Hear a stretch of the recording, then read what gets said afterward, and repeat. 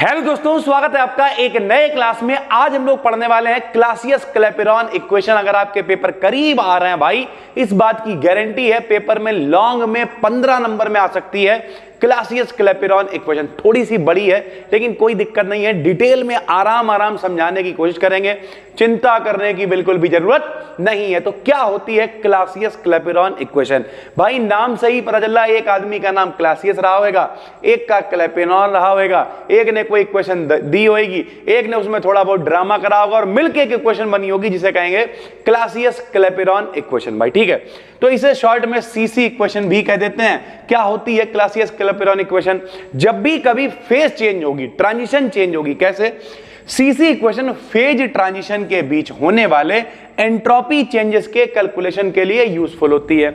यानी जब भी कभी फेज चेंज होगी, फेज का मतलब क्या? अवस्था, ठोस, द्रव, गैस, यानी सॉलिड से लिक्विड, लिक्विड से सॉलिड, सॉलिड से लिक्विड, लिक्विड से गैस, गैस से सॉलिड, यानी इस तरीके से अगर फेज चेंज हो रही है तब ये क्लासियस क्लैपेरॉन इक्वेशन अपने काम में आएगी। भाई ठीक है, तो चेंजेस के लिए, कैलकुलेशन के लिए यूजफुल होती है।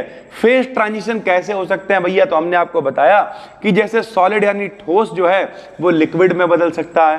सर जी ये जो बीच में इसे आपने डबल एरो लगा रखे हैं, इसका क्या मतलब है? इसका मतलब होता है रिवर्सिबल। रिवर्सिबल का मतलब ये रिएक्शन दोनों दिशाओं में होती है भैया। ठीक है, सॉलिड से लिक्विड बन सकता है और लिक्विड से सॉलिड बन सकता है।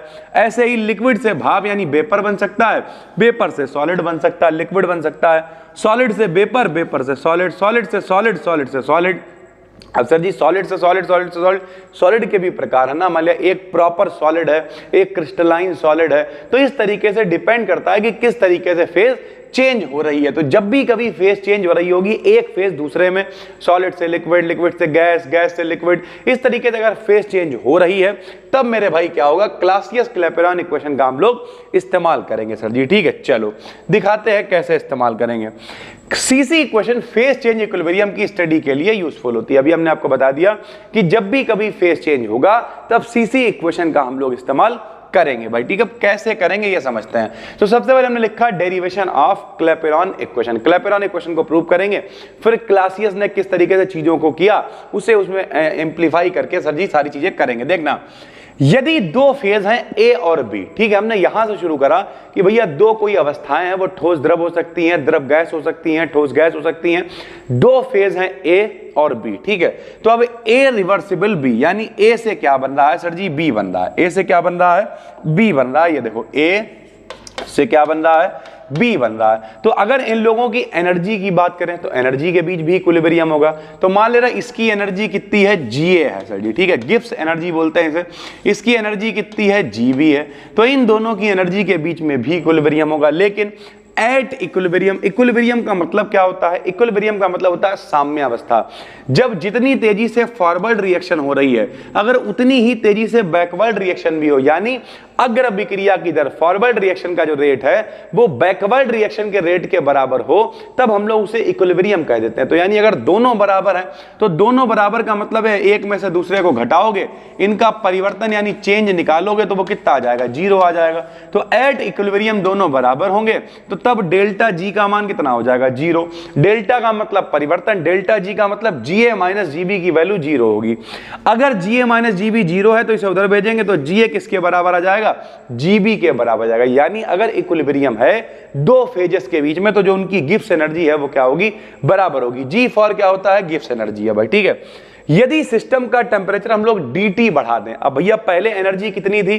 G थी भाई। ठीक है, अब थोड़ा सा टेम्परेचर हमने बढ़ा दिया। अगर सिस्टम का टेम्परेचर dt बढ़ा दे तो गिब्स फ्री एनर्जी में भी कुछ अमाउंट इंक्रीज हो जाएगा। कितना हो जाएगा भाई? पहले Ga एनर्जी थी, अब dGa थोड़ी सी बढ़ जाएगी। ऐसे पहले Gv एनर्जी थी, अब dGv थोड़ी सी बढ़ जाएगी। फिर एट इक्विलिब्रियम पे आएंगे। इक्विलिब्रियम पे आएंगे तो Ga प्लस dGa का मान Gb प्लस dGb के इक्विलिब्रियम के बराबर होगा।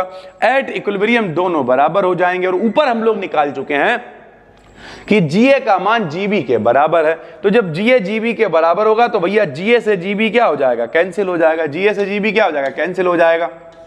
क्या बचेगा? DGA बचेगा, क्या बचेगा, DGB बचेगा, दोनों बच गए मेरे भाई, ठीक है। अब हम लोगों को पता है कि जो गिब्स एनर्जी होती है उसका फार्मूला क्या होता है, गिब्स एनर्जी का फार्मूला होता है G बराबर U प्लस PB माइनस का TS, ये गिब्स एनर्जी का फार्मूला होता है। हमें चाहिए DGA बराबर DGB, तो हम क्या करेंगे, इसका डिफरेंशिएशन कर देंगे। हमने इसका डिफरेंशिएशन करा, भैया डिफरेंशिएशन करने के लिए क्या करोगे, डिफरेंशिएशन करा तो यहां आ गया DG, ठीक है, यहां आ गया DU प्लस यहां पे दो फंक्शन है, एक P है और एक V है, तो डिफरेंशिएशन करने का फार्मूला ये होता है, पहले का डिफरेंशिएशन दूसरे को छोड़ दिया, first function differentiation of second function plus second function differentiation of first function, एक को करेंगे दूसरे का छोड़ेंगे, दूसरे को करेंगे पहले का छोड़ेंगे, तो DG ऐसे, DU ऐसे, इसका करेंगे तो P का क्या, P ऐसे लिखा, V का कर दिया तो DV हो गया, क्या हो गया, DB प्लस का निशान लगाया, अब की B को ऐसे लिख लिया, P का करा तो DP हो गया, माइनस का इसका करेंगे तो T को छोड़ा, S का करा तो DS, माइनस का निशान, S को छोड़ा, T करा तो DT मेरे भाई। First function differentiation of second function plus second function differentiation of first function, तो यहां पे प्लस होगा लेकिन बाहर माइनस चल रहा था, तो प्लस माइनस क्या हो गया, माइनस हो गया। यानी इस तरीके से हम लोग क्या करेंगे, डिफरेंशिएशन करेंगे। डिफरेंशिएशन का मतलब होता है कि अगर दो फंक्शन चल रहे हैं तो एक को उतारा, दूसरे का करा, प्लस दूसरे को उतारा, पहले का करा, इस तरीके से हम लोग डिफरेंशिएशन कर देते हैं। डिफरेंशिएशन करा, इक्वेशन बना ली। अब हमें मालूम है जो सेकंड लॉ ऑफ थर्मोडायनामिक्स होता है, सेकंड लॉ ऑफ थर्मोडायनामिक्स कहता है कि TdS का मान dQ के बराबर होता है, तो TdS का मान हम लोग dQ के बराबर रखेंगे, लेकिन उससे पहले हमें मालूम है जो फर्स्ट लॉ है वो कहता है dQ बराबर du प्लस PdV होता है। तो अगर सेकंड और फर्स्ट लॉ को मिला दें तो TdS तो आ ही जाएगा, dQ की जगह पे क्या आ जाएगा, du प्लस PdV आ जाएगा, यानी TdS बराबर आ जाएगा du प्लस का PdV मेरा भाई, ठीक है। थोड़ा सुकून से बैठ के करना, स्टेप बाय स्टेप चल रहा है, कुछ भी कठिन नहीं है। तो जब TdS बराबर du प्लस PdV आ जाएगा तो इसमें मान रख देंगे, TdS बराबर क्या रख देंगे, du प्लस का PdV। फायदा ये होगा PdV कैंसिल हो जाएगा और du कैंसिल हो जाएगा, कैसे जरा देखना, मान रख दिया, du से du कैंसिल हो गया, PdV से PdV कैंसिल हो गया, क्या बचा, BDP बचा माइनस का SDT बचा, भैया BDP बचा माइनस का SDT बचा, ठीक है। तो अब डेल्टा G का मान, अब अगर दो कंडीशनें लगाएंगे तो पहली कंडीशन DGA बराबर BADP हो गया माइनस का SADT हो गया, DGB बराबर BBDP हो गया माइनस का SBDP हो गया, दो कंडीशनें मान ली SB और SA के लिए। फिर मेरे भाई इक्वेशन 2 क्या कर रही है, अभी ऊपर एट इक्विलिब्रियम पे DGA का मान DGB के बराबर था, तो दोनों मान हमने बराबर रख दिए। जब मान बराबर रखे तो BADP आया माइनस का SADT आया बराबर BBDP आया माइनस का SBDT आया भाई, ठीक है। B वाला मामला एक तरफ कर लेंगे, एक एक रिश्तेदारी वाले एक तरफ कर लो भैया, ठीक है। तो यहां पे देखो, यहां पे क्या चल रहा है, DP ऐसे लिखा, DT को नीचे उठा ला है, SA माइनस SB यानी परिवर्तन हो रहा है, परिवर्तन को डेल्टा S से लिख दिया, ऐसे ऐसे डेल्टा V से लिखा, नीचे भेज दिया, यानी DP अपॉन DT बराबर क्या आ गया, delta S upon delta B आ गया भाई। इसे एक इक्वेशन मान लिया। सेकंड लॉ ऑफ थर्मोडायनेमिक्स कहता है कि डेल्टा S बराबर डेल Q अपॉन T होता है। अब delta Q upon T, delta Q क्या है, हीट है, तो डेल्टा Q से लिख लो या उसे डेल्टा H से लिख लो, एक ही बात है। तो हीट को डेल्टा H अपॉन T लिख लिया, यहां रखेंगे डेल्टा S की जगह पे डेल्टा H अपॉन T आएगा, डेल्टा V आएगा, DP अपॉन DT आएगा भाई, ठीक है। ये जो हमने एक सिंपल इक्वेशन निकाल ली है, delta P upon delta V बराबर डेल्टा T बराबर delta H upon T delta V, ये कहलाती है क्लैपेरॉन इक्वेशन। अभी ये क्लैपेरॉन इक्वेशन है, क्लासियस क्लैपेरॉन इक्वेशन ये तब बनेगी जब थोड़ा सा इसमें ड्रामा करेंगे। कैसे करेंगे, डेल्टा H क्या है, मोलर ऑफ एंथैल्पी है या हीट चेंज है, T क्या है, टेम्परेचर है भाई, ठीक है। डेल्टा V क्या है, डिफरेंस ऑफ वॉल्यूम है, क्योंकि दो फेजेस हैं तो उन फेजेस के बीच में जो वॉल्यूम डिफरेंस है, मान लिया ठोस है उसका आयतन भैया निश्चित होएगा, गैस है उसका आयतन बहुत ज्यादा होएगा, तो जो डिफरेंस है उसे डेल्टा B से लिखा हुआ है। यह इक्वेशन सभी प्रकार के फेज चेंजेस के लिए यूजफुल होती है, यानी क्लैपेरॉन इक्वेशन से आप सभी प्रकार की फेज चेंजेस को कैलकुलेट कर सकते हो भाई, ठीक है। Derivation of Clausius Clapeyron equation, अब किस तरीके से क्लासियस ने इसमें इंप्रूव करा।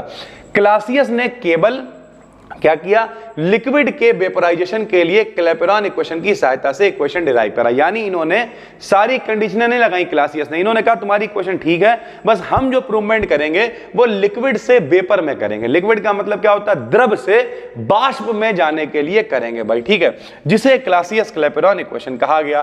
क्लैपेरॉन इक्वेशन अभी ऊपर निकाली, क्या निकाली, dP अपॉन dt बराबर del H upon T delta B भाई, ठीक है। अब ये हमने एक क्वेश्चन निकाल ली है। अब क्या करा, वेपराइजेशन ऑफ लिक्विड, क्योंकि भैया क्लासियस क्लैपेरॉन इक्वेशन में क्लासियस ने क्या कहा कि सिर्फ हम लिक्विड से वेपर की बात करेंगे। तो भैया लिक्विड से वेपर, लिक्विड का मतलब क्या हो जाएगा, अगर इसका चेंज निकालें वॉल्यूम में तो डेल्टा बी बराबर क्या हो जाएगा, वीवी, यानी बी वेपर वाला वॉल्यूम माइनस लिक्विड वाला वॉल्यूम। लिक्विड का वॉल्यूम बहुत कम होगा, अगर पानी है तो इतना सा होगा आयतन, लेकिन अगर उसे भाप बना दोगे तो आयतन बहुत ज्यादा हो जाएगा, वॉल्यूम बहुत ज्यादा हो जाएगा। तो जो लिक्विड वाला वॉल्यूम है उसे छोड़ देंगे, नेग्लिजिबल कर देंगे। तो हमने क्या लिखा कि भैया जो बीएल है वो नेग्लिजिबल है। क्यों? क्योंकि हम बात कर रहे हैं पानी की और भाप की। भाप का आयतन तो भैया भाप बन के उड़ जाएगी, बहुत आयतन होगा। तो भैया जो पानी है उसका कुछ भी आयतन नहीं होगा, उसे छोड़ देंगे। बीएल को हमने छोड़ दिया। बीएल को जब छोड़ दिया तो डीपी अपॉन डीटी आया, डेल एच आया, बटे में टी आया, और वी की जगह पे, डेल्टा वी की जगह पे हमने क्या लिख दिया, वी बी लिख दिया। क्यों? क्योंकि डेल्टा वी का मतलब वेपर और लिक्विड में चेंज है भाई, सीधी सी बात है। लेकिन एक समस्या यह है कि भैया जो लिक्विड है उसका वॉल्यूम बहुत कम होगा, तो हमने उसे वीवी से लिख दिया भाई, ठीक है। गैसों के लिए समीकरण पता है, पीवी बराबर आरटी होता है, तो यहां से वी बराबर आरटी अपॉन पी हो जाएगा।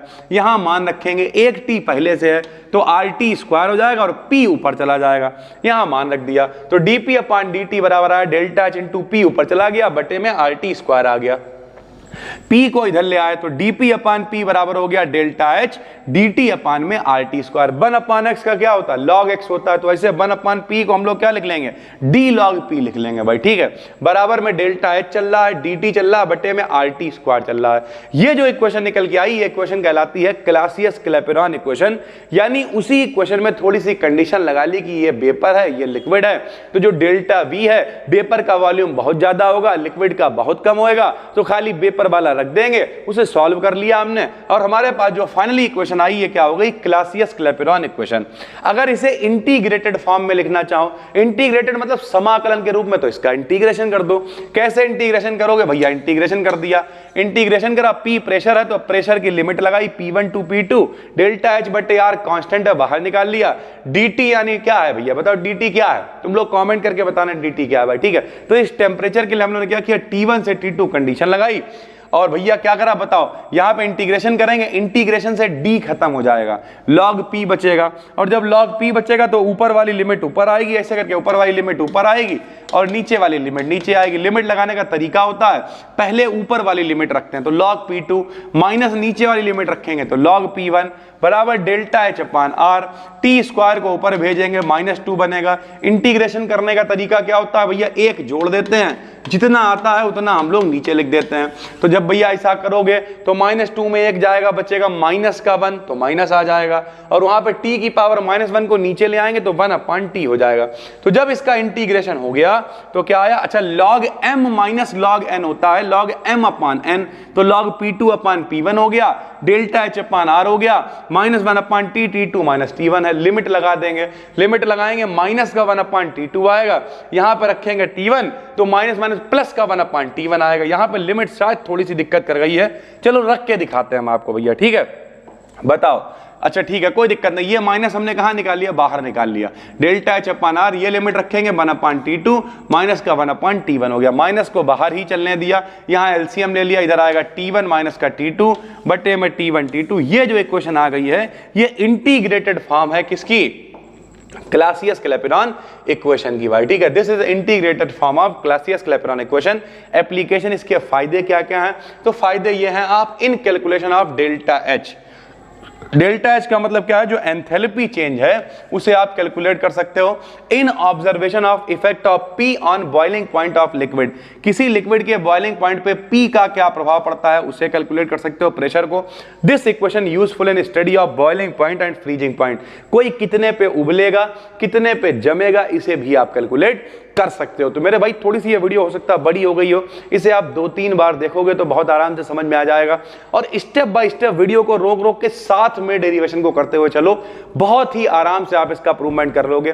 पेपर में ये 15 नंबर में लॉन्ग में आती है, बहुत आराम से हो जाएगा। देखने में लग रहा होगा बहुत बड़ी है सारी चीजें, लेकिन ऐसा बिल्कुल भी नहीं है। पहली बार देख रहे हो तो चैनल को सब्सक्राइब कर लो, यहाँ पे प्रॉपर हमने एक प्लेलिस्ट बना दी है जिसमें डेली क्लासेस आपको मिलना है, लगभग 11:15, 11:30, 11:15 के आसपास तक आपको क्लास मिल जाता है। आपको लगता है नहीं सर जी हम इतना नहीं ढूंढ पाएंगे, सारी चीजें एक जगह चाहिए, तो 351 रुपए में आपके लिए एप्लीकेशन पे कोर्स है, वहां पे जाके आप कोर्स भी ले सकते हो। वहाँ पे PDF नोट्स, जो नई वीडियोज आ रही है, ये सब हम वहाँ पे अपलोड करते रहते हैं। बस दोस्तों फिर मिलते हैं, तब तक के लिए धन्यवाद। इनकी जो PDF है आपको मिलेगी टेलीग्राम चैनल BDKDN BSc। नए नोट्स हम इकट्ठे सारे अपलोड करवा देंगे भाई, ठीक है। अभी थोड़ा सा टाइम की दिक्कत चल रही है, दाढ़ी भी नहीं बन पा रही, देखो यार लगे रहते हैं लगातार, तो नए नोट्स दोबारा से अपलोड करा देंगे। बाकी पहले से भी अपलोडेड है टेलीग्राम चैनल BDKDN BSc पे। अगर आप सर्च करोगे क्लासियस क्लैपेरॉन इक्वेशन तो आपको आराम से मिल जाएगी भाई, ठीक है। और बाकी ज्वाइन कर लेना टेलीग्राम चैनल को BDKDN BSc को, जो भी BSc का कंटेंट आता है वहां पे शेयर कर दिया जाता है, प्लस सारी PDF सारे नोट्स आपको वहीं पर मिलेंगे। फिर मिलते हैं, तब तक के लिए धन्यवाद, थैंक यू।